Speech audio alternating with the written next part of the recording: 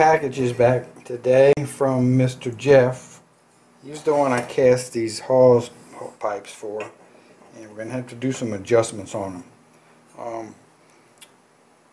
His boat is a glass boat, and the way it's made is it has a layer of fiberglass, exterior layer of fiberglass, and the interior layer of fiberglass.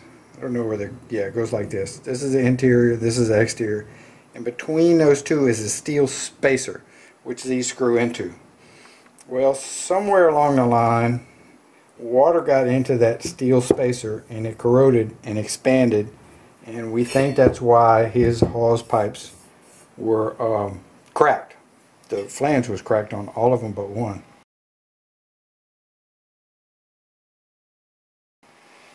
So he had me to reproduce them, and I reproduced them as per original. This is one I made.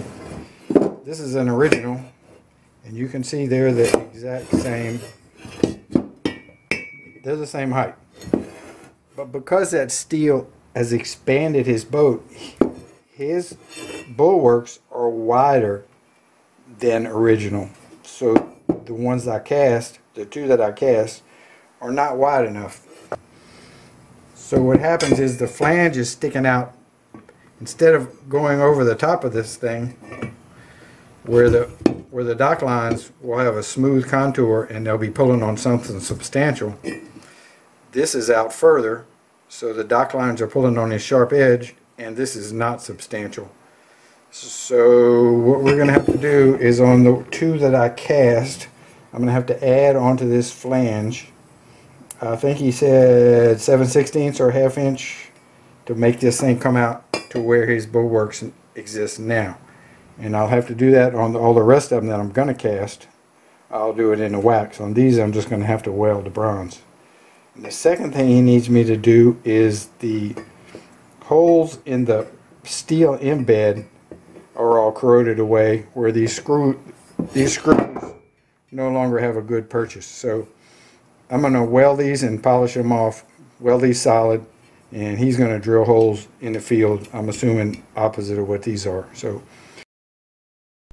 here's a few pictures that he sent me. This is one that's correct. It's fitting correctly. The inside part is sticking out past the flange, so the rope is protected.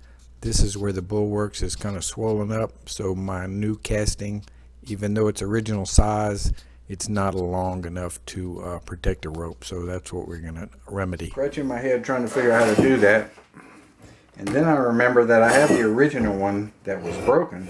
This one's got the plastic flange that's glued on it just to make a mold with, and this little dude is just over an inch. So if I take this and cut it off of the original and cut it in half, it's the same size as these, then I could just weld them up and grind them smooth. So that's how I make these two longer. And then the ones that I haven't poured yet, the ones that are in wax, just need to make the wax longer, which is not the easiest thing in the world. So I might cut this flange off, or this nipple off of the end of this one, and use it to make a mold to pour waxes. And then if I had this in wax, it would be easy to attach it to the waxes that are too short. So I wish I had some plaster here. I would just make a plaster mold, but I don't. But I do have some old rubber, so I think I'm going to give it a shot and see if I can pour a rubber mold. I'm going to cut this off and see if I can pour a rubber mold, and then I can pour these in wax.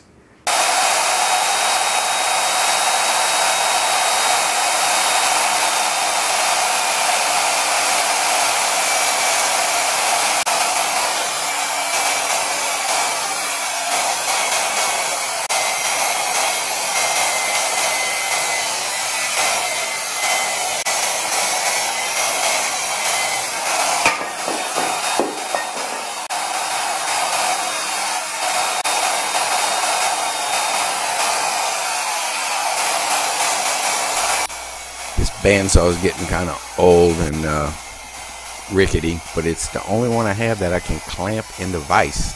The new ones are not made to be able to support easily in vertical position. So I'm going to miss this whole thing when it dies. I don't have my hot glue gun here, and I don't want to wait, so I'm going to attempt to make this mold with sticky wax. I know I can fasten this down and it won't move. These little curved pieces of plastic, not sure about them. Let's see.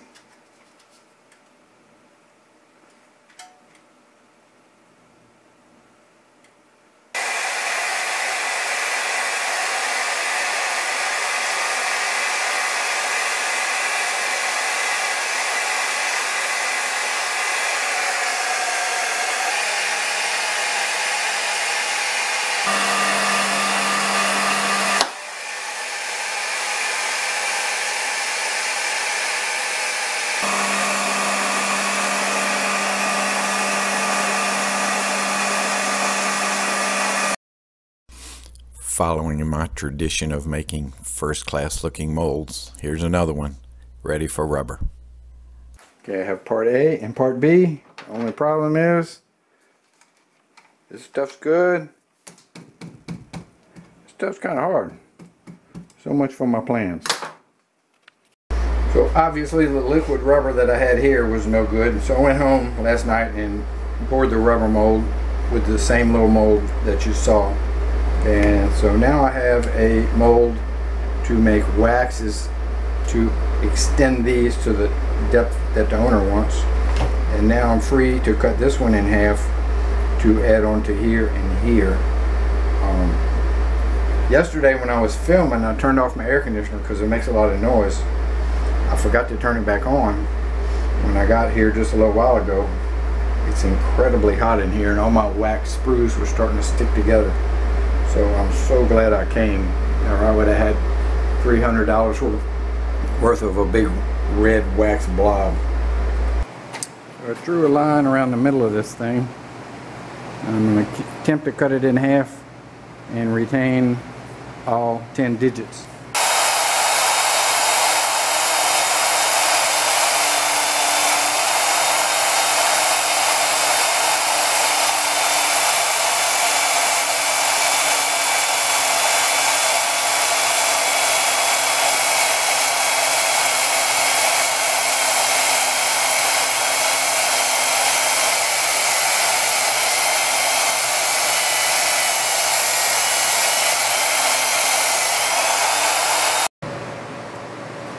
So the bandsaw started cutting crooked. I guess the blade's dull. It's the only blade I have. So I'm going to try it with the little cutoff wheel on the grinder. See how long this is going to take. It's a pretty hefty piece of metal.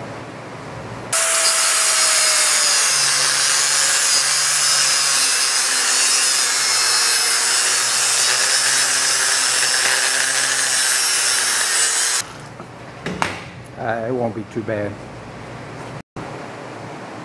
Got the ring cut in half. I'll go put it in the blasting cabinet, clean it up, and clean up the two parts, and see if I can weld today or not.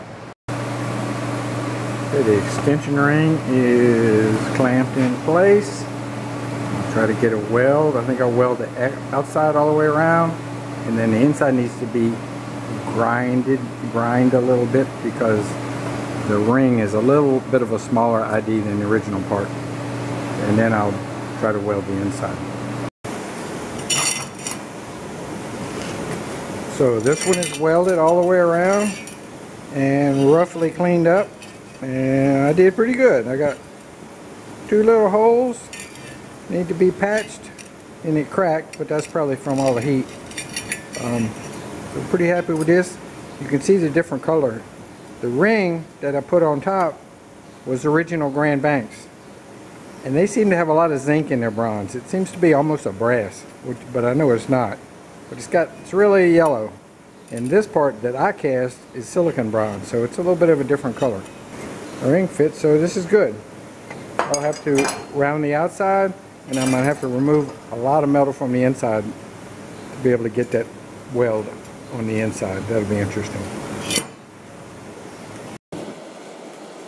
So I've run a bead of weld around the interior of the extension, and not better than I thought it would. Now I have a lot of grinding to do, and I need to round this edge over so it'll look like the original, so it won't cut a dock line. And I need to plug the holes too.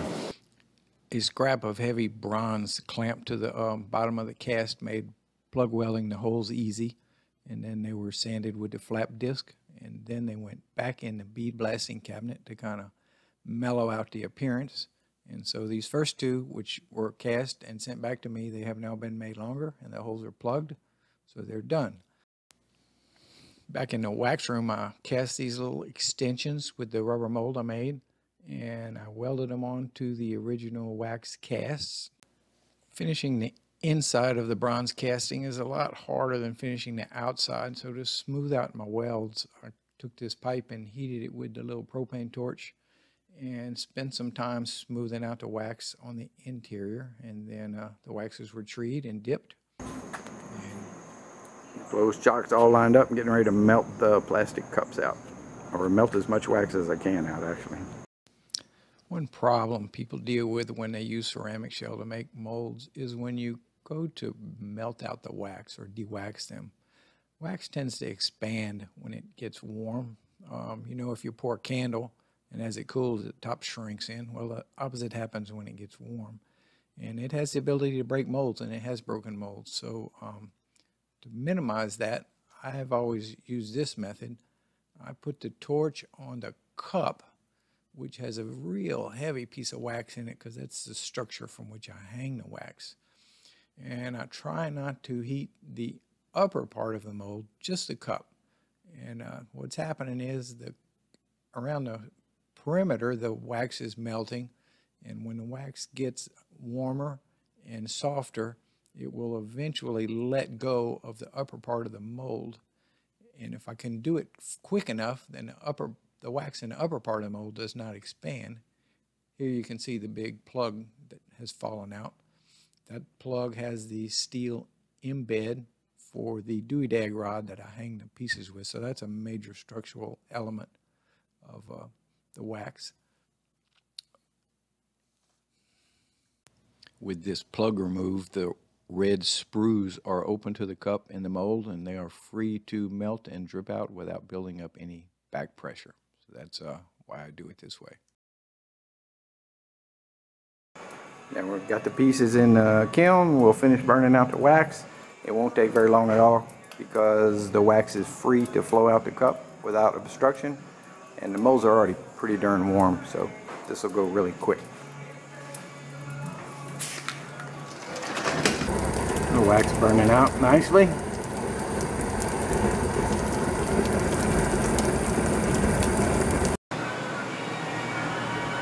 So by the time it reached 700 degrees, it had quit dripping wax.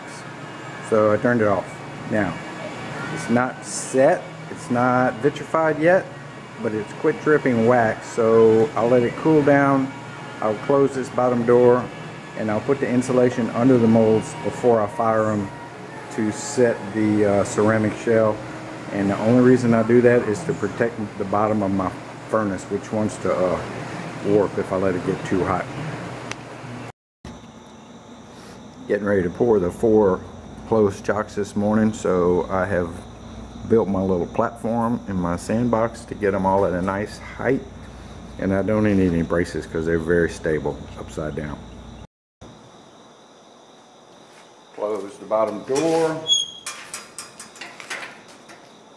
put the insulation blanket to protect my steel, try to keep it from warping quite so bad.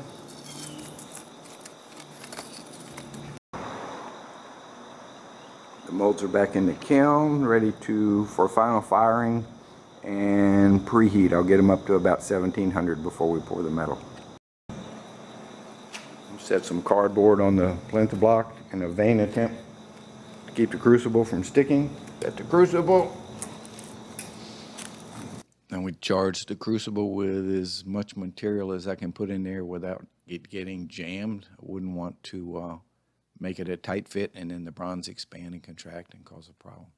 Here I lit the gas, but I had forgot to plug in the blower. So when I went to get the extension cord, the flame went out due to lack of oxygen. And I got back and I was filling the furnace with unburned gas, which was a little creepy, but no harm, no foul. Got it all straightened out and lit the furnace, and we're off. Just waiting.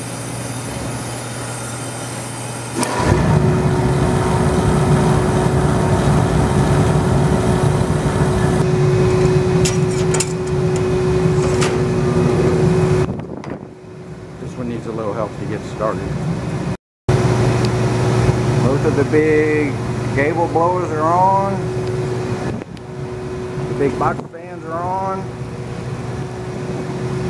The kiln is on. The furnace is on. Now it's kind of a waiting game.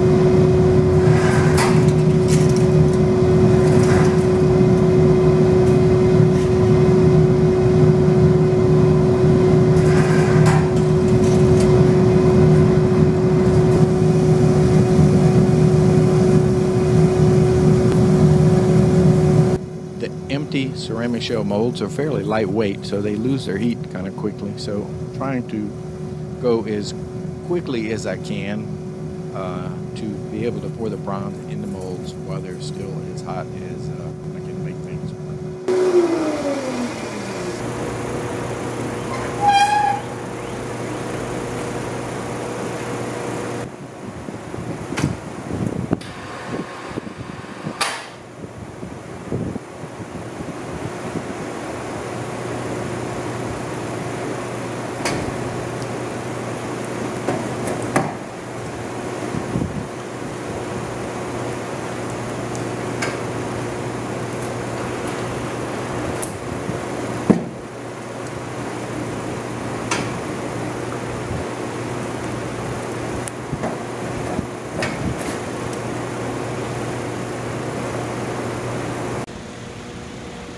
The pour went really well, except my camera battery died, the movie camera. A funny thing happened though, this one started dripping out the side. It must have had a teeny little hole. And I was getting ready to grab a piece of steel to freeze it, and it froze itself. So. Okay, I've knocked off the majority of the shell, and they all look pretty good. Let's get the grinder and start cutting the cups off. So remove the pour cup with the cutoff wheel and the grinder, and then I removed as much material as I can safely do with just a grinding wheel on a grinder because it's quick and inexpensive. The consumables are pretty much nothing. And then I had to switch to